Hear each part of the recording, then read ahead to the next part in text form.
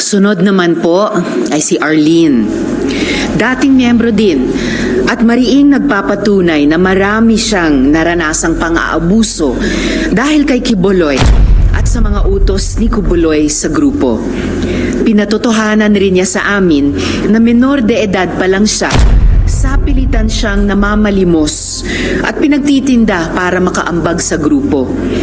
Minsan, pinagkukunwari pa silang pipi o bingi. Ako pa yung binaligtad ngayon. Nirape ko daw siya at meron daw child sex ring dito sa kingdom. Dinimanda ko siya para siya patotohanan niya dito ang kaniyang sinasabi. Namin, yung mga babae dun sa inner circle ay inoobligang mag-render ng personal, kumbaga support services kay Kibuloy. Inoobligang magkaroon ng sexual relations kay Kibuloy.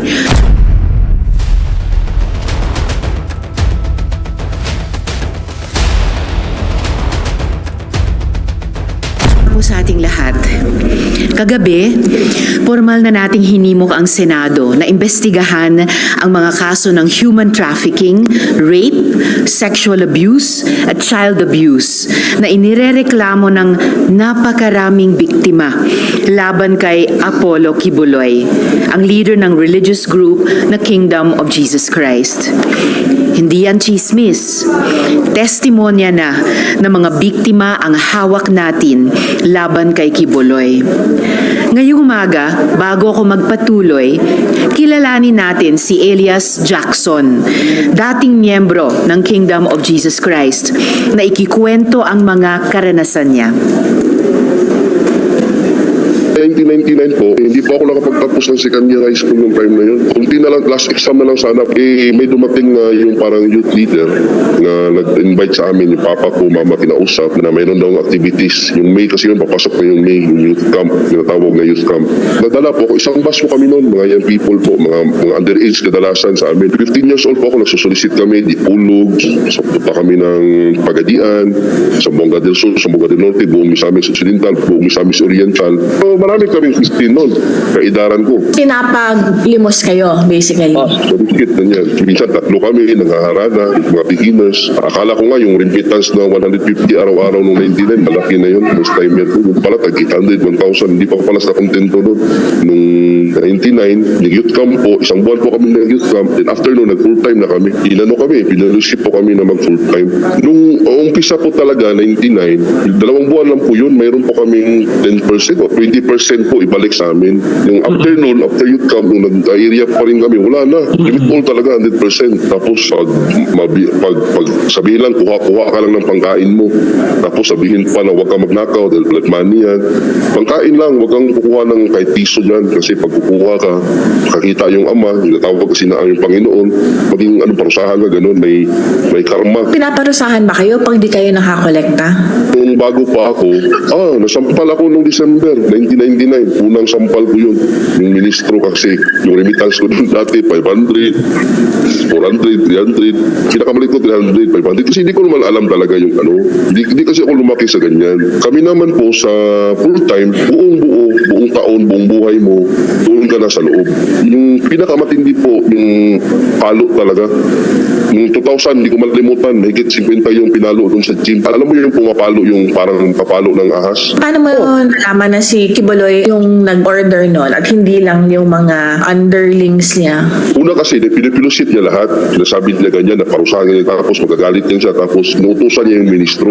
Noong 2014, higit 100 ang pinalo. Kasali po ko doon, 100 bawat isang lalaki. Mahigit, isang babae doon, 100 pinalo. Halos magapang na pagkatapos. Kapag talaga. Alam mo yung ganito kakapal na, yung parang paddle na pinapakita doon sa mga hising, maliit lang doon ng kunti, tapos makapal lang doon ng kunti. Ganun po pinapalo sa amin.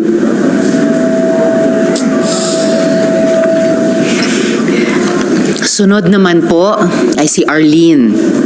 Dating miyembro din At mariing nagpapatunay na marami siyang naranasang pang-aabuso dahil kay Quiboloy at sa mga utos ni Quiboloy sa grupo. Pinatotohanan rin niya sa amin na menor de edad pa lang siya, sapilitan siyang namamalimos at pinagtitinda para makaambag sa grupo. Minsan, pinagkukunwari pa silang pipi o bingi.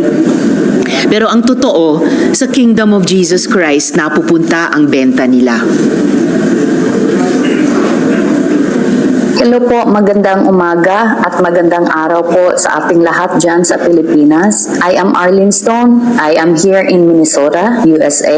Isa po ako sa mga pastoral ni Pastor Apollo C. Quiboloy nung ako po ay nandoon kasama nila. Ang ibig po sabihin ng pastoral, tayo po ay member sa inner circle. Dalawang uri po ang pastoral. Merong inner circle at innermost circle. At ako po ay nabilong sa inner circle.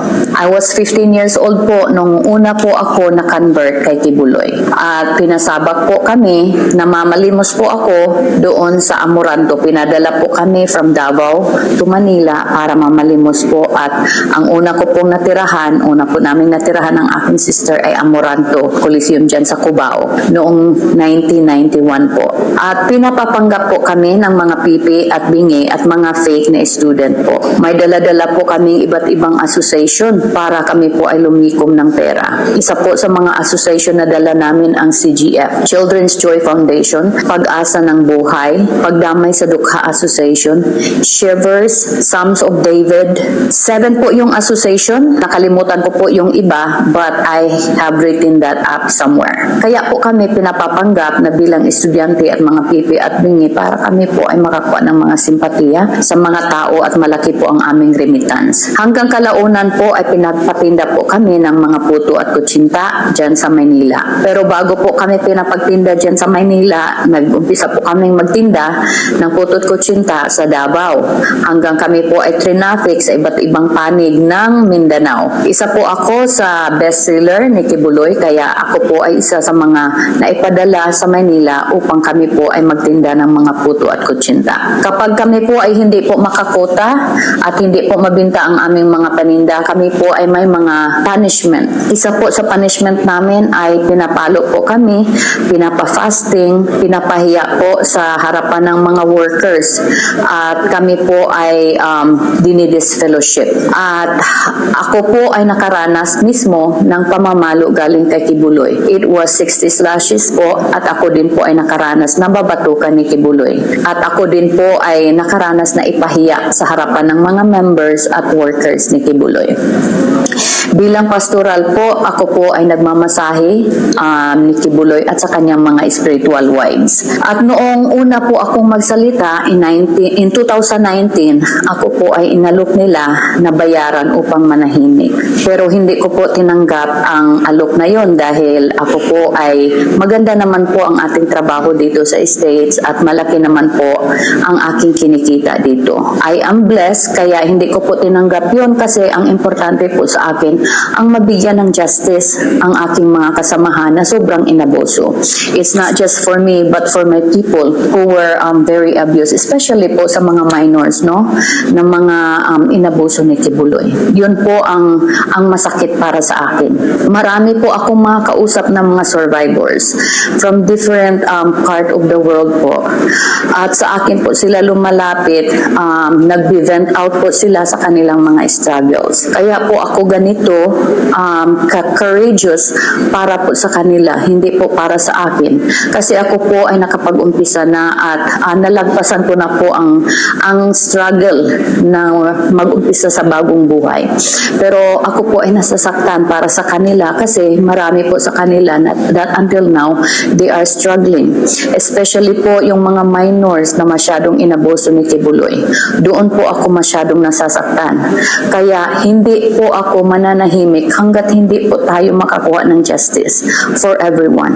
Kaya ito po ang aking panawagan na sana po ang ating mga mambabatas dyan sa Pilipinas ay bigyan nyo naman ng tuon yung ating mga kababayan, lalong-lalo na yung mga kababaihan na sobrang inabuso. Maraming salamat po kay Senator Risa Hontiveros for looking into this matter at sa iba po na mga mambabatas natin. Hello po, magandang umaga at Mukhang nagpapatuloy po ang ganitong mga gawain.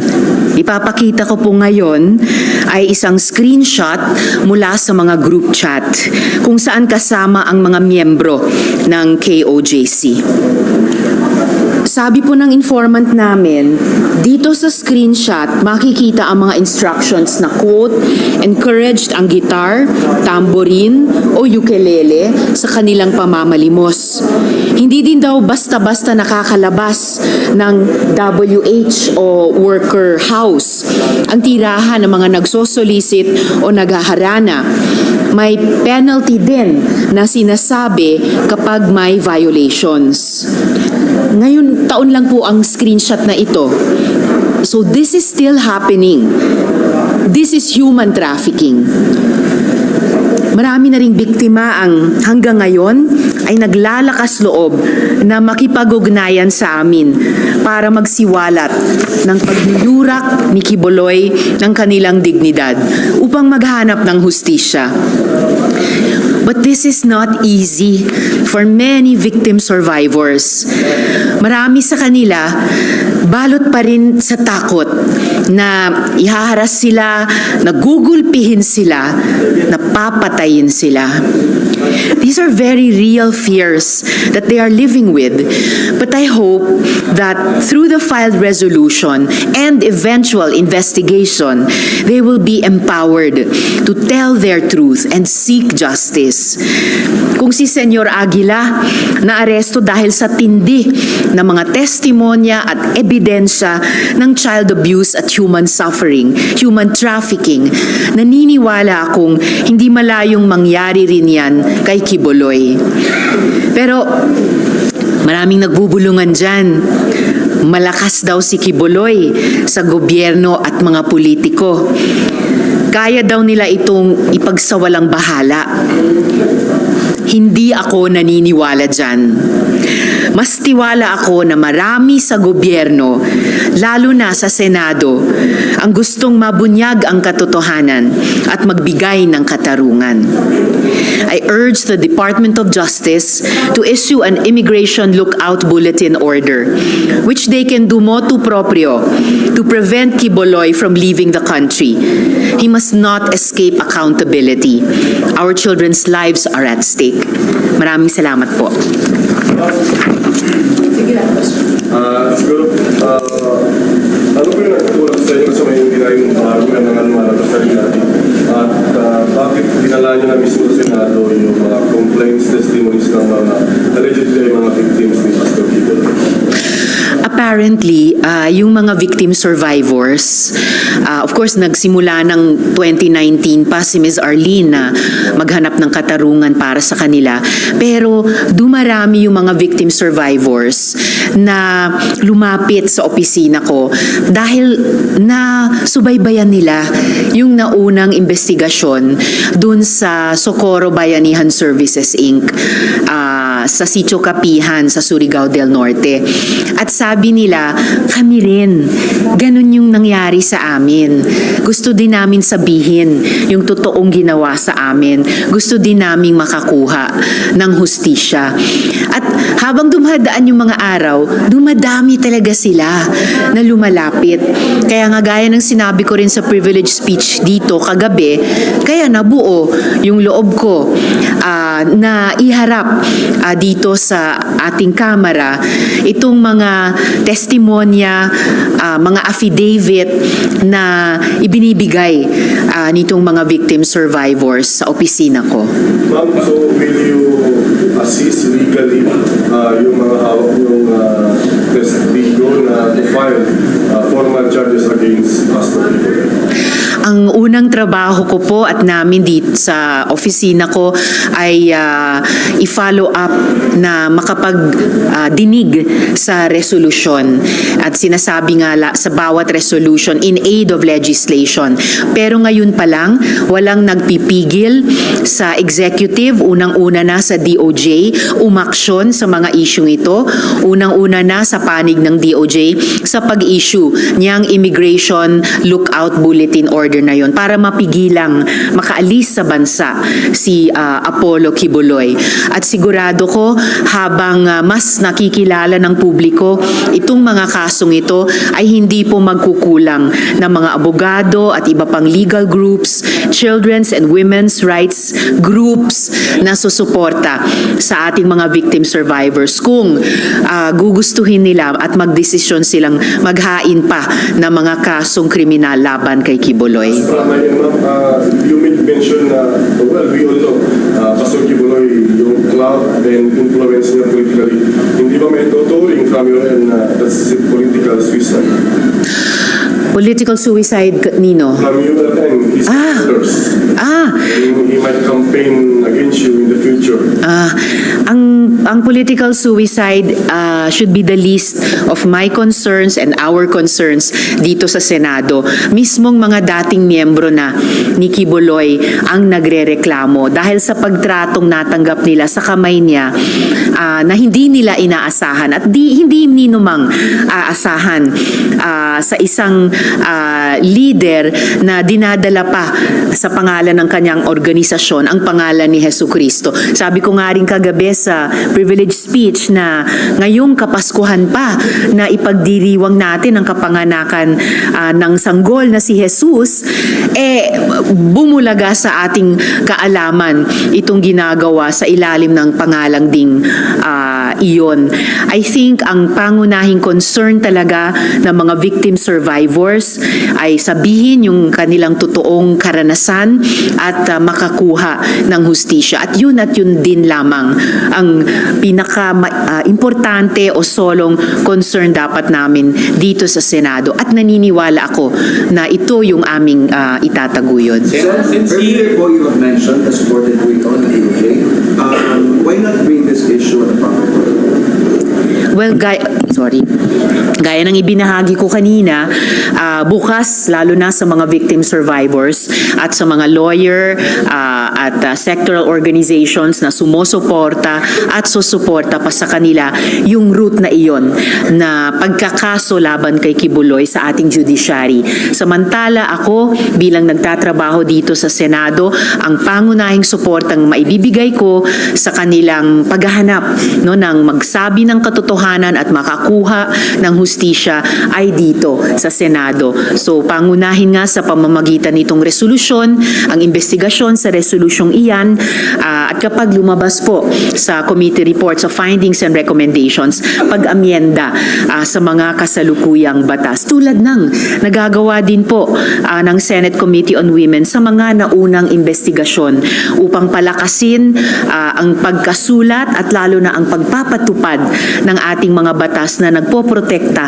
lalong-lalo na sa mga kababaihan at kabataan. Pero sir, based on these articles, these issues are nothing new, lalo na kay Pastor. How do you think for this investigation, Sir? I think the investigation has a very fair chance to progress. Sa reaction pa lang ng mga kasama ko sa floor kagabi, kahit gabi na, talagang lumingon sila bigla, nakinig, sabi ng ilan, explosive yan. So I think kahit kung alam na ng iba o ng sections ng publiko, yung sumisingaw na ganitong mga issue dati, the fact na lumapit ang mga victim survivors sa Senado, nagbigay sila ng affidavits at tingin ko magiging handa sila na magsalita sa hearing. Tingin ko magiging kasing mabunga itong investigasyon tulad ng nagiging mabunga ang naunang investigasyon namin doon naman po sa SBSI. Okay, ayusin muna natin. First, next four, Mea Los Baños, Sherian Torres, Marlon Ramos, Ate Selly. Next. Kasi kagabi dun sa station, there are also parang allegations of sexual abuse. To what extent ba? Kasi so far yung dalawang narinig namin, human trafficking po, sa pilitang pagkatrabaho pang sexual abuse. Sabi po ni Miss Arlene, mayroong dalawang sirkulo sa paligid ni Apollo Kibuloy. Yung inner circle kung saan siya nabilang noon at yung innermost circle. Ayon po sa mga victim survivors namin, yung mga babae dun sa inner circle ay inoobligang mag-render ng personal, kumbaga support services kay Kibuloy. Paghahanda ng kanyang pagkain, paglilinis o paglalaba ng kanyang mga damit, pero pati pagpapaligo sa kanya. Pero yung mga at saka pagmamasahe sa kanya. Sabi nga ni Miss Arlene, noon pinamamasahe siya kay Kibuloy at sa mga spiritual wives niya. So yan yung mayroong innermost circle pa na tinatawag. At sila daw ay inoobligang magkaroon ng sexual relations kay Kibuloy. Bukod po doon, meron kaming at least isa pang victim survivor, menor de edad, na nagbigay ng testimonya sa amin na pati siya pinarender ng sexual services kay Kibuloy. Yung sexual services, dun sa innermost circle ng nagaling, yung inner circle lang, Massage, pagpapaligo, which are personal enough, paghahanda ng pagkain, paglalaban ng kanyang damit. So, kumbaga, household staff and more than household staff. Yung nag-render ma'am ng sexual services, lalabas po ito sa hearing ma'am, itong menor de edad. Magkukonsulta po kaming muli dun sa Child Protection Unit ng DSWD at ng mga investigating agencies para siguruhin namin kung haharap man siya sa hearing tulad ng mga victim survivors na menor de edad sa SBSI na oobserbahin ang lahat ng protocols kapag bata ang victim survivor at bata ang magtetestigo. Last on my part, what are you expecting from the hearing? Are you encouraging si Pastor Apollo Kibuloy physically, in person, na humarap po at masagot yung mga allegations? Well, unang-una, harinawa hindi siya umalis sa bansa, kaya hiningi ko yung lookout bulletin order sa DOJ. And pag dinaos namin yung pagdinig tulad ng pag-imbita naming mga komite kay Senyor Aguila noon, ay iimbitahin din po namin. Imbitahin ko rin si Kibuloy na humarap. So, iwan last. Ma'am, sabi niyo kanina, parang ina-expect niyo rin ako ang nangyari kay Senyor Aguila na makulong. Ganun din ang mangyayari kay Kibuloy. Can we get a leadership? Kung mapatunayan ng pagdinig namin at lumabas sa hearings, sa findings and recommendations ng committee report na totoong ginawa niya itong mga offenses laban sa mga victim survivors, off the top of my head, ilan ng mga batas para sa kababaihan at kabataan, kasama na yung batas laban sa human trafficking, ay posibleng nilabag talaga niya. At kung mapatotohanan niya ng pagdinig namin, di yan ay magsisilbing bahagi ng pundasyon para kasuhan siya. Salamat. Can you force Pastor Kibuloy to appear? Kasi pwede po naman ang side nila yung separation of church and state. The committee cannot force, as in force, a witness to appear, pero may kapangyarihan din ang komite ng Senado kapag nag-imbita ng resource person, lalo na't isa siya sa pinakamahalagang resource persons sa investigasyong iyon, at mag-refuse sila, may power din naman po ang komite na magsabina at kumbaga i-compel yung presensya o yung partisipasyon nung resource person na iyon. As for separation of church and state, wala po akong gustong imbestigahang usaping relihiyon. Hindi. Ang resolution at ang privilege speech ay tungkol sa mga pang-aabuso sa mga kababaihan at pang-aabuso sa mga bata. At yung mga isyung iyan ay squarely nasa larangan ng gobyerno na kaming dapat nag-oversee ng pagpapatupad ng batas at proteksyon sa pinaka-vulnerableng mga sektor natin. So kung kakailanganin ma'am, hindi kayo masautin na siya. Opo. Pag hindi siya nag-hear. Opo. Tapos ma'am, yung din sa speech nyo, you mentioned meron kayong mga outcomes na mga pastors about the world. Can you explain some more?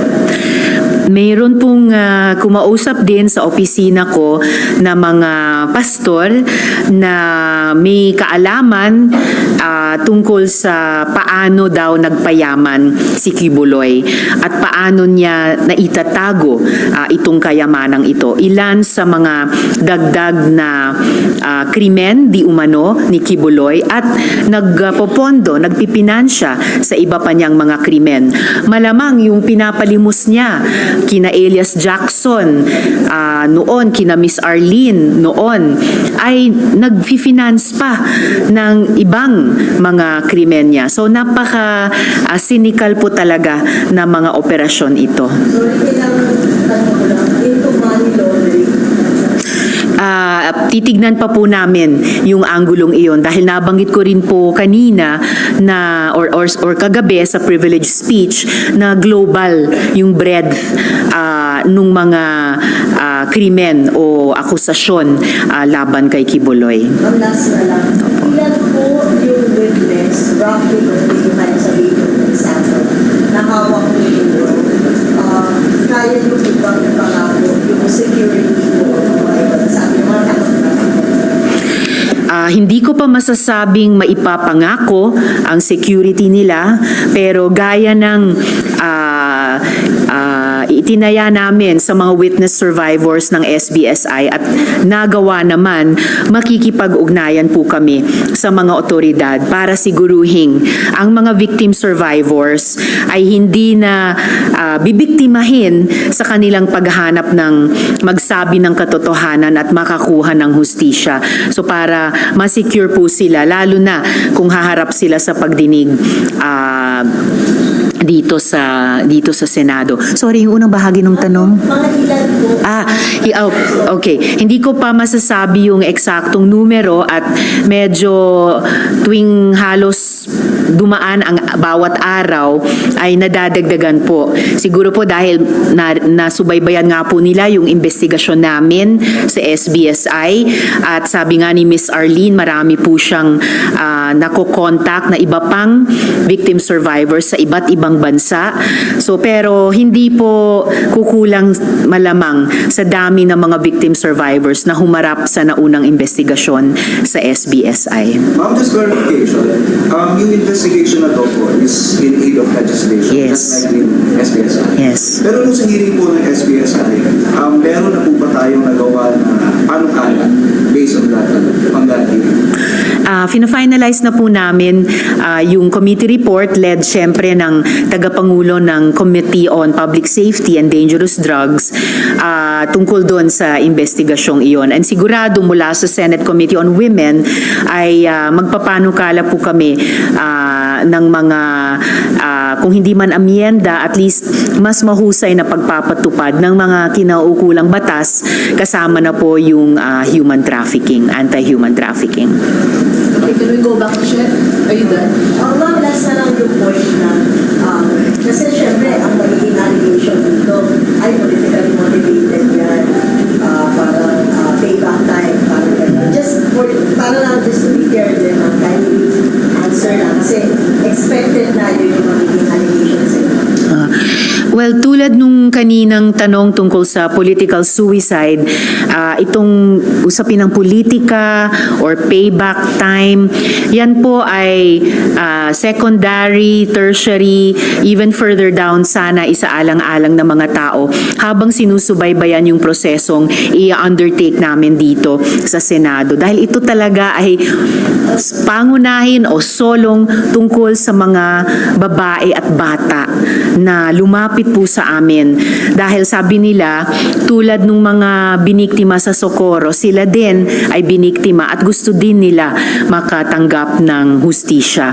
So walang ibang konsiderasyon ang dapat isipin or tawag nito, ipag-worry ng mga taong magsusubaybay sa prosesong ito. Dahil ang Senado at ang Senate Committee on Women and Children ay laan para tumugon sa ganyang mga reklamo at tumugon sa ganyang mga paghingi ng pagdinig. Okay, next si Marlon. Si Kibuloy is a wanted sex offender sa US. He's on the list of FBI's most wanted. Okay. Should the DOJ and the NBI make the necessary arrangement for his immediate extradition to the US? Kasi since then po, wala nang ginawa yung gobyerno ng Pilipinas. I see. Well, wini-welcome ko na nagsalita ang DOJ tungkol sa kasong ito at kaya nagfo-follow up po ako na makapag-issue sila ng immigration watch lookout bulletin. Let me get the correct term again. Iyon, immigration lookout bulletin order.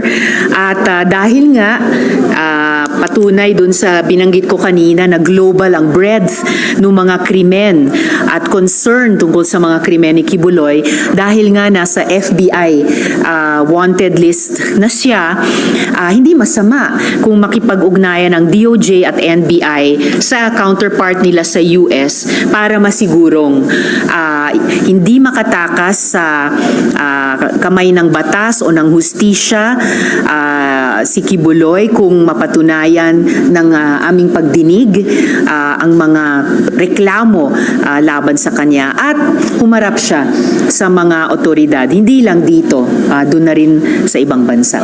Will you be interested din po dun sa kaso? Kasi these are live cases in the US. Yung mga kaso kay Kibuloy at sa mga ibang leaders ng simbahan nila. Will you be interested na tingnan din yung mga kaso?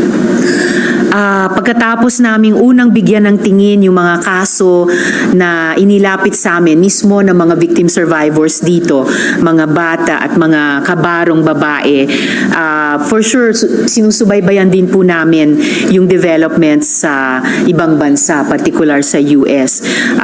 Lalo na di umano mga kababayan din natin doon ang binibiktima.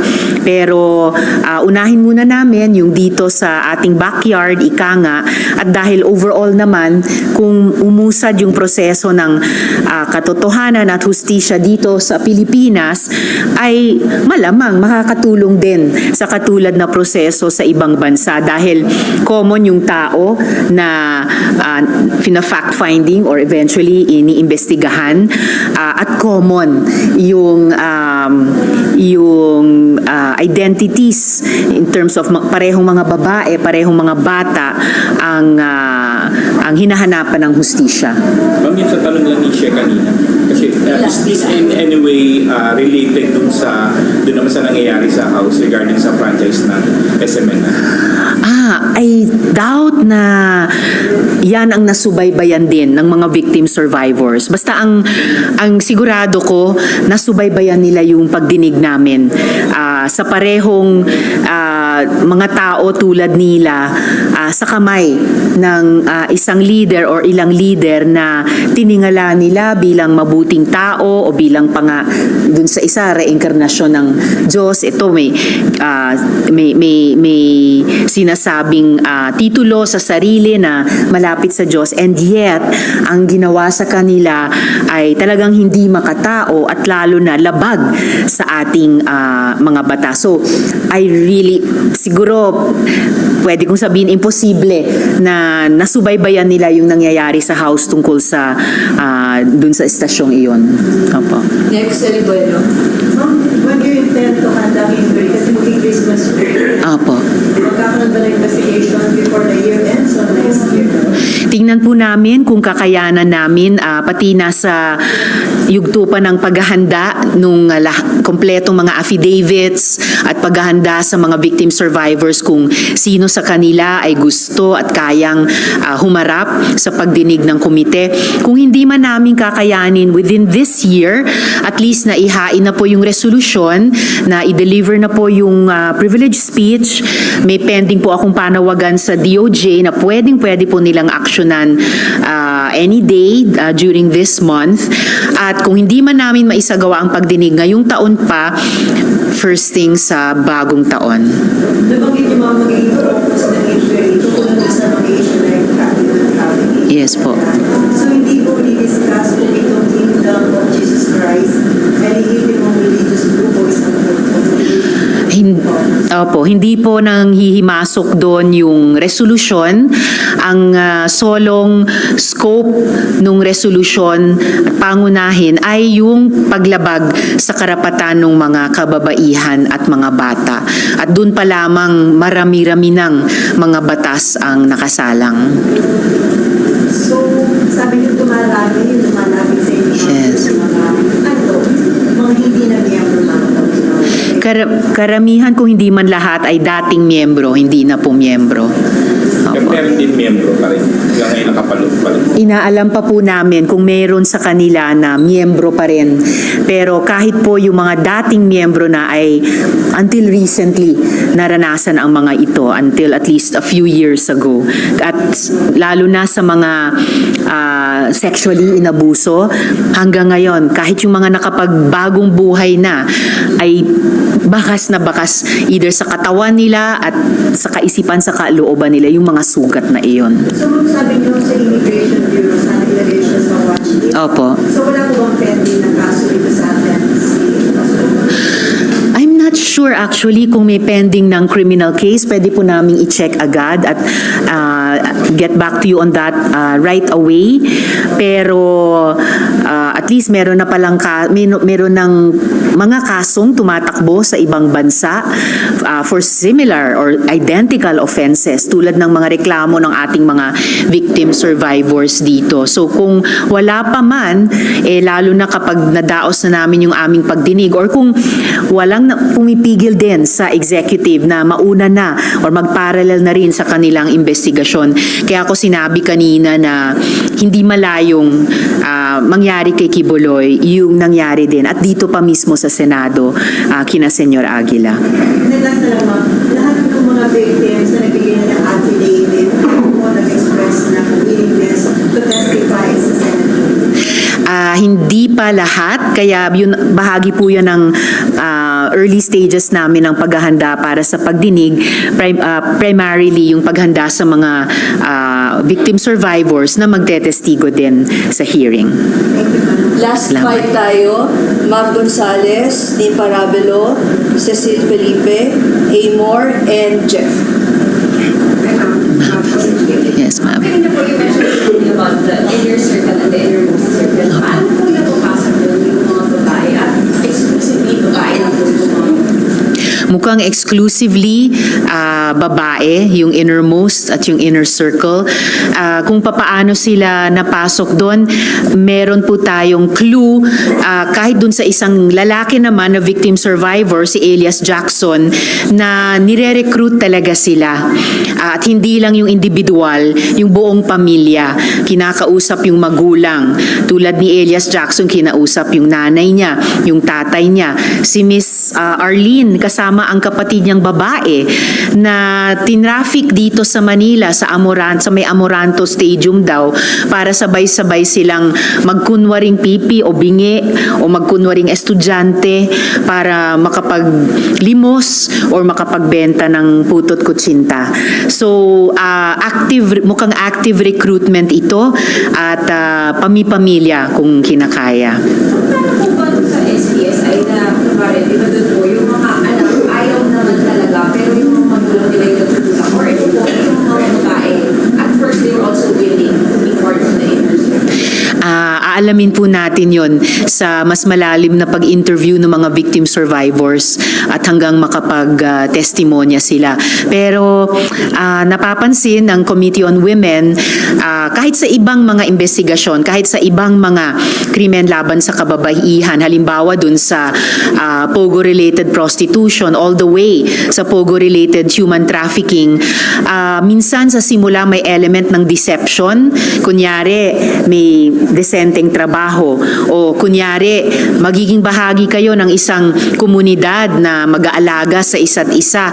Kalaunan pala, iba yung motibo. So, dito sa Pogo, pagkakitaan sa iba't ibang paraan yung mga human trafficking victims. At dito naman, batay sa mga naunang pagtestimonya sa amin at affidavit nung mga victim survivors, kalaunan yung iba't ibang klaseng mga pang-aabuso at pagmamalupit pa. Sa investigation po, si Pastor tuloy na po ba or meron pa ba po officers din yung kay OGC? Pa po yung mga hindi yung may accountability? Alamin pa po namin kung bukod kay Kibuloy, kung meron pang ibang mga leader nung kanyang organisasyon na i-identify ng mga victim survivors na kasama dun sa pagre-recruit, sa pagpapaservice sa kanya, pagpapalimos sa mga lansangan at pagpaparusa sa kanila pag hindi sila nakakota sa ipinagmamalimos. Alright. Ang pwede ko lang sabihin sa inyo tungkol sa mga kaso dito sa Pilipinas ay na-confirm po namin may pending case po siya dito sa Pilipinas. Wala na po kaming dagdag na detalyeng nakuha pero meron din po. Salamat. Iba. Yes. Opo. Two questions po yung isa. Yung pang mga victim survivors, recent lang yung pag-abuse sa kanila. Kasi yung kay Jackson, parang years ago pa. Pero dito mo yan sa witness na recent na. And number two, are you asking the Department of Justice or the Agency Council Against Trafficking to conduct their own investigation and surveillance yung sa SPSI to conduct the incident report why Senate investigation? Yes. Opo. At tulad din nung investigasyon namin ng 3 taon sa Pogo, ilang beses nag-parallel investigation din ang ating mga investigative agencies at grateful po talaga ako at ang komite sa kanila, pati nga Office of the Ombudsman ay umaksyon nung panahong yon. At tama po kayo, nakita din po natin yon habang idinadaos yung investigasyon sa SBSI. So, sorry, yung naunang bahagi ng tanong nyo? Yes, ma'am. Kung meron bang recent na Yes. Opo, sorry. Yes po. Sa mga victim survivors so far na kumakausap sa opisina ko, meron din pong menor de edad. So, mas recent po yung offenses laban sa kanya. Then yung pangalawang tanong nyo, yung nasa gitna. Are you asking the DOJ? Okay. Well, opo, at yung iyakat po ay isa sa paboritong kaugnay ng Senate Committee on Women mula sa executive sa dumaraming mga issue na may kinalaman din sa human trafficking.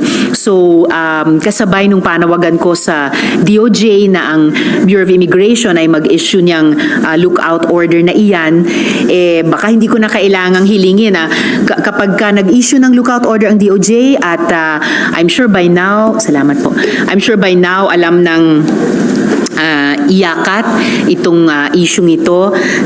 Hindi ako magugulat kung maging proactive din sila dito at muli pagpapasalamat po namin iyon. Meron kayong nagkakaroon ng pagpapabaya o merong naging release somewhere sa trabaho, years na nangyayari yung pag-abuso sa grupo ng Pastor? Well, Well, ganun din yung isang anggulo ng pag-imbestiga namin sa nangyari sa Socorro.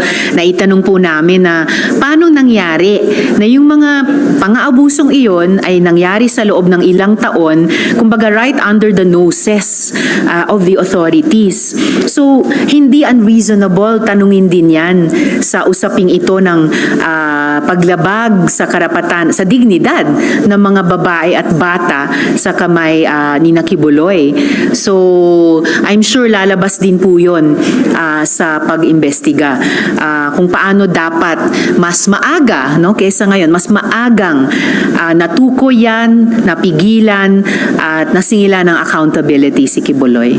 Isa na lang, wala pa kayong worry na magamit yung friendship ni Pastor Kibuloy kay former President Duterte para lumoprotekta?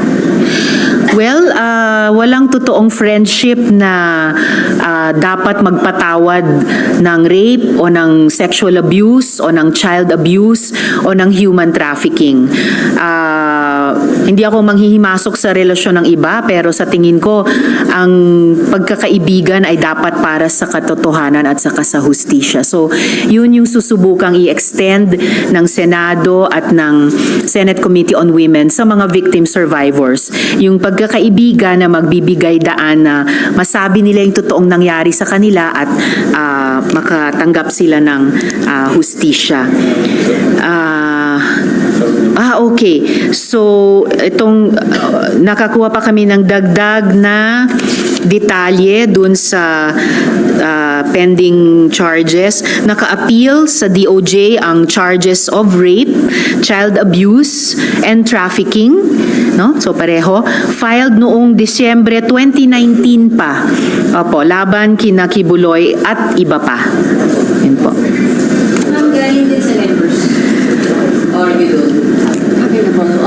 Okay. Hindi ko masagot yan sa ngayon, pero available online po tungkol dito sa kasong ito na naka-appeal sa DOJ on itong tatlong charges laban kina Kibuloy. December 2019 po final. Okay, next. Cecilia. Ma'am, in connection din sa sinabi mo, hindi ba sila part, yung mga witnesses na natin ngayon, hindi ba sila part ng cases na yan and the mga recycled witnesses daw po? Hindi ko po alam kung pareho silang biktima ng mga kasong ito or ilan sa mga kasong ito. Pero sa pagkaalam ko, unang beses sila lalapit sa alinmang sangay ng gobyerno. So itong paglapit nila sa Senado, sa opisina ko, unang pagkakataon ito. Hindi ko sigurado kung kasama sila sa mga biktima nito. Pero kung sa sarili nilang aksyon, ngayon pa lang sila naglakas loob na gawin ito. Secondly, related naman din nila. Si SPSI, wala siyang political cloud, wala siyang but si Kibuloy, di ba, parang knowing may mga kakilala din naman and connection. Ano yung approach na gagawin natin in the investigation? I think yung approach ay katulad sa approach sa alinmang resolusyon at investigasyon, or lalo na kung may nagbubulong-bulong dyan na ay may connection yan, may connection yan. All the more reason na kailangang ipakita ng Senado sa mga victim survivors na ito na lalong bibigyan daan namin na magsabihin nila ang totoong ginawa sa kanila at humingi sila ng hustisya mula sa gobyerno. Walang anumang, parang yung ilang pinag-uusapan natin din kanina, walang anumang conflict of interest ang pwedeng tumaob dyan sa pangunahing layunin ng katotohanan mula sa victim survivors at hustisya para sa victim survivors. May mga parang sobrang paliwala kay Pastor Kibuloy. Your message po na hindi mo naman sila personal, ito ay para sa hustisya. Para sa hustisya po talaga ito dahil mismong mga dating miyembro ang lumapit sa opisina ko para iiyak yung ginawa sa kanila na hindi nila inasahan nung una silang pumasok. At ngayon bilang mamamayan at bilang tao ay gusto nilang makakuha, makatanggap ng hustisya mula sa ating gobyerno. Okay, next. Thank you. Now, to follow up on earlier questions lang din po, ano po yung nakikita yung reasons bakit tumagal ng ganito? Kasi yung ilang allegations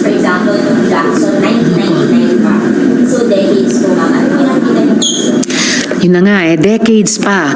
So, parang katulad siya ng maraming mga issue na may kinalaman sa, lalo na sa kababaihan at pati sa mga kabataan, kung sino pa yung pinaka-vulnerable nating mga sektor.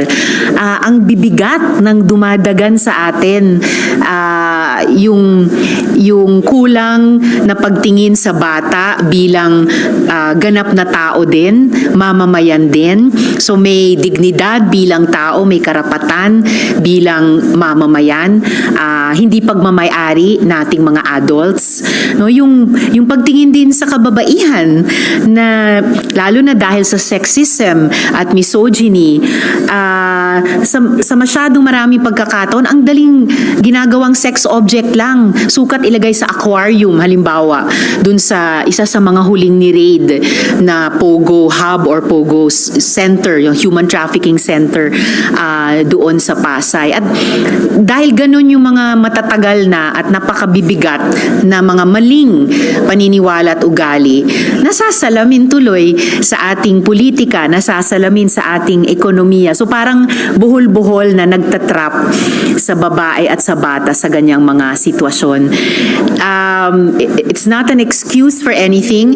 Isa siyang, on the one hand, isa siyang paliwanag bakit tumatagal ng sobrang tagal ang hindi katanggap-tanggap na sitwasyon. At pangalawa, hamon talaga siya na ibahin itong kultura natin, yung politika natin, kasama na nga yung mga batas, yung ekonomiya natin na kinokomodify ang babae, kinokomodify ang bata. Baguhin ang mga ito at isang paraan na pwede namin gamitin ay itong legislation. Baguhin ito para palayain tayong lahat sa ganyang mga di makataong sitwasyon. You mentioned politics. Does it mean na posible or meron po bang protectors in politics kaya nangyari ito ng ganitong katagal? Nung sinabi kong political system, particular yung sa legislation, yung mga batas natin, kung papaano natin ipinatutupad or hindi pinatutupad. Kasi dumadami yung mga maayos na batas natin para sa kababaihan at kabataan. Pero bakit sa ganito na namang sitwasyon ay hindi inimplementa at inabuso na nga sa loob ng mahabang panahon ang dapat na poprotektahan ng ating mga batas. So, in general, it has to do yung mga policies, mga batas natin, at syempre, yung mga programa. Yung protector angle, no? Hindi niyo pa siya nakita ngayon? Well, yun yung ibig sabihin ng mga nagbubulong-bulungan dyan sa labas ng Senado tungkol sa isyung ito. Pero higit dyan, yun, mga bulong-bulong. Pero ako, hindi ko binubulong, sinasabi ko ng bukas na mas naniniwala ako na maraming, lalo na dito sa Senado, na susuportahan itong mga victim survivors makatanggap ng hustisya sa katotohanang sinasabi nila. At last na po dun sa request po ninyo na ILGO mula sa Yes. DOJ. Ano po yung magiging basis nun? Kasi as you mentioned, meron ng 3 pending cases and then nasa FBI most wanted list din po siya. But this time, para dun sa ILGO, what should be the basis? Yun po gagawin investigation po sa Senate. Yung basis sana ay, yung mga reklamo nitong mga victim survivors na subject ng Senate resolution at ididinig ng Senate Committee on Women ngayong or sa susunod na buwan. Sorry, Ma'am Lesa po, follow up lang. Does the DOJ do that po na parang basis po ay Senate probe na ongoing? I believe may mga precedents. I can get back to you on that. At nakapagsalita na rin po ang DOJ kaugnay niyan. So ibig sabihin, nag-iisip na rin sila tungkol sa anong attitude nila at maaring gawin kaugnay ng kasong ito. May bubulong daw ba si Dico? Po? Bubulong daw si Dico. Para may narinig ako magandang tanong. Marida. Yes, ma'am. Okay. Last na po natin si Jeff kasi magsisiin na po si Ma'am. Ay.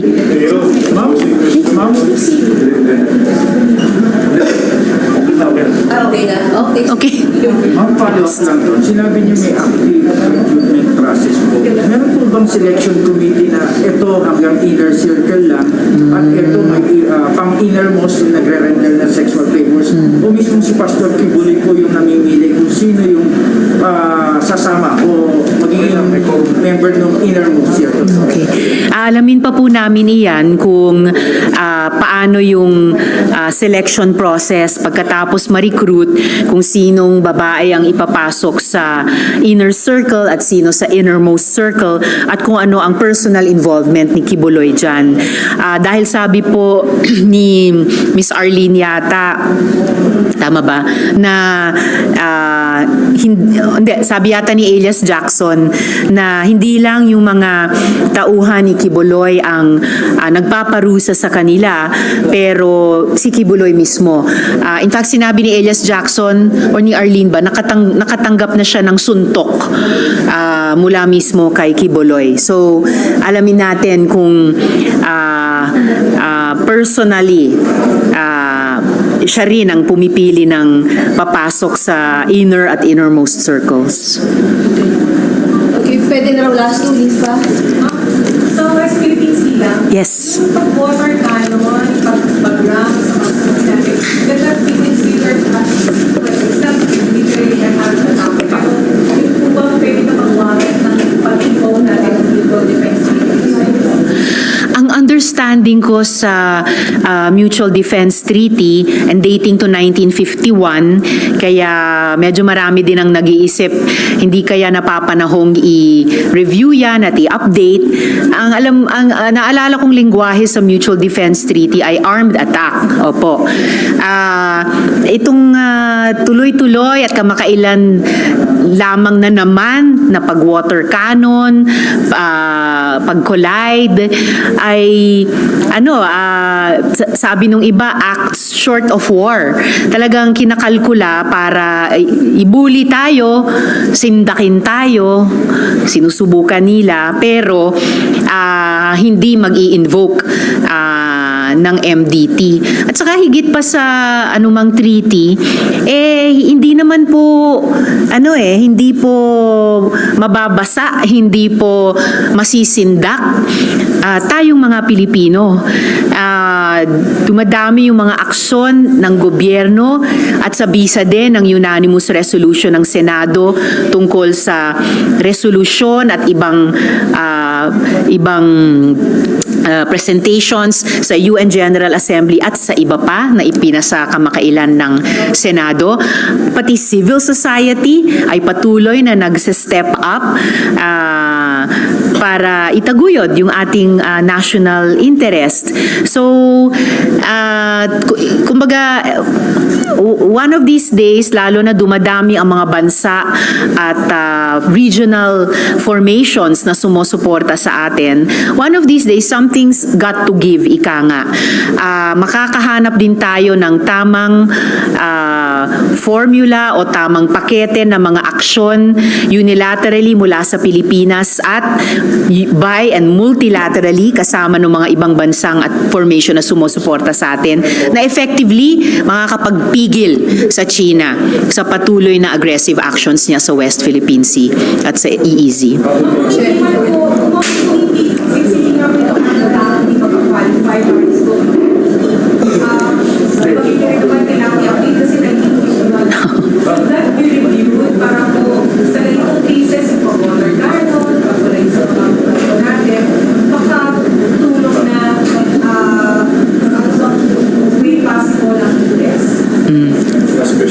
I'm sure nakarating na sa atensyon ng DFA at sa counterpart nila sa US yung ganyang mga thinking aloud na dapat na bang i-update ang MDT.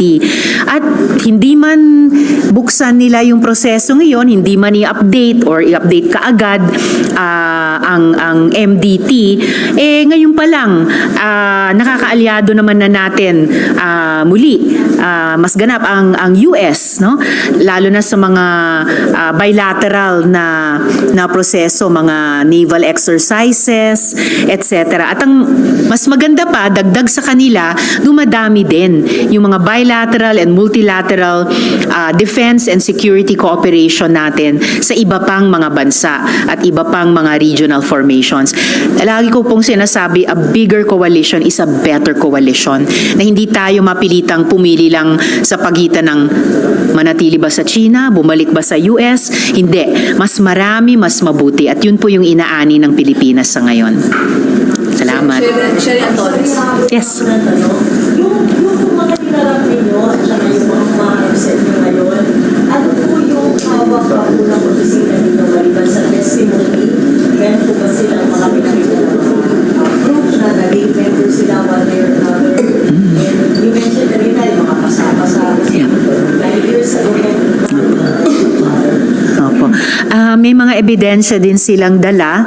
So, yun yung kasama sa assessment namin sa early stage nitong paghahanda para sa hearing. So, paghahanda mismo sa magtetestigo at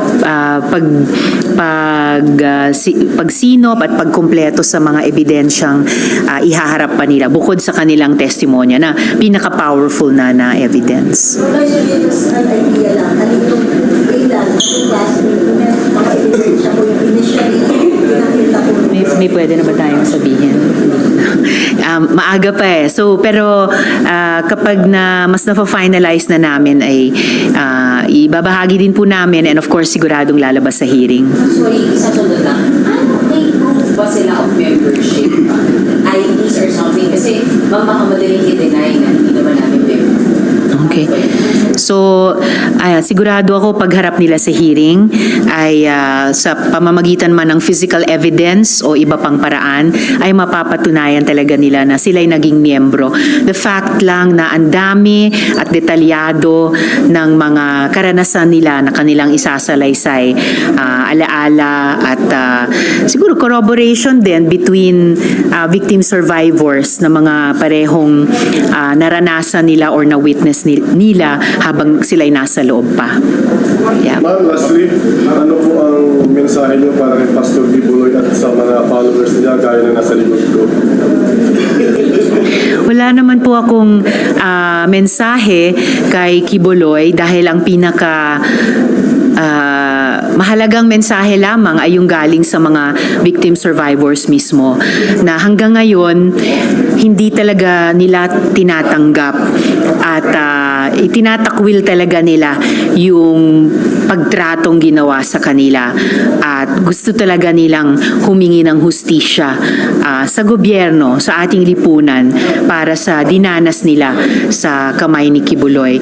Sa mga ibang taga-miyembro nila o taga-sunod nila, muli ito po ay tungkol sa paglabag sa dignidad at karapatan ng mga victim survivors. At siguro naman lahat ng komunidad ay gusto iyon, no? Yung tamang pagrespeto sa dignidad at sa karapatan ng bawat isa. Thank you. Salamat po. Pag sinabi ni Kibuloy na stop na yan.